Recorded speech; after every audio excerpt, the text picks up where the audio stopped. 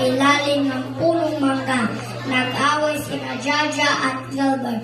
Abay, bakit kaya? Ang tanong nila, seryoso at malalim. Mas malaga ba ang yaman o pag-ibig na galing sa hangin? Pakinggan natin ang kanilang debate at baka sa dulo'y may matawa sa inyong katabi.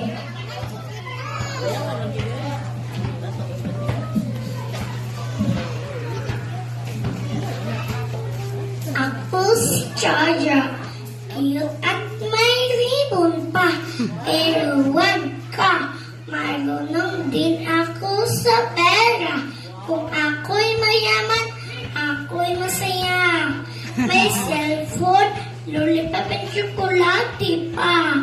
Pag-ibig, hindi mo yan makakain. Hindi mo rin mabibili ng manika o lawan.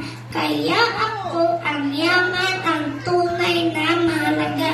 Saan ka pa? Gusto ko ng sariling tricycle ha.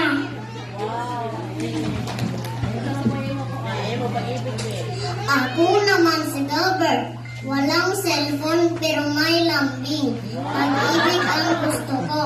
At hindi ako shopping king. At wala akong bagong sapatos. Basta yakap ni mama, ako'y ubod ng ayos. Kung puro yaman, pero laging isa. Parang may lobo, pero walang hangin.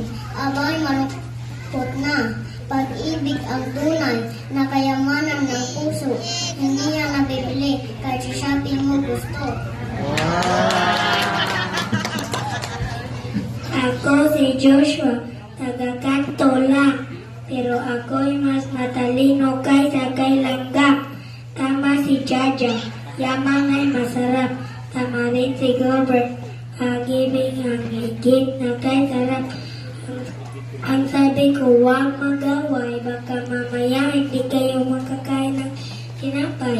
Kung mayaman ka pero walang nagmamahal, parang spaghetti na walang nato, sad at banal. Abay, ang galing ng ating mga bida. Tawang-tawa ang mga guro sa ganda ng eksena.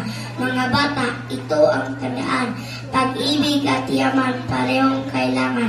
Pero sa puso ng bawat batang masaya, pagmamahal na pamilya, ang tunay na yaman, wala nang iba.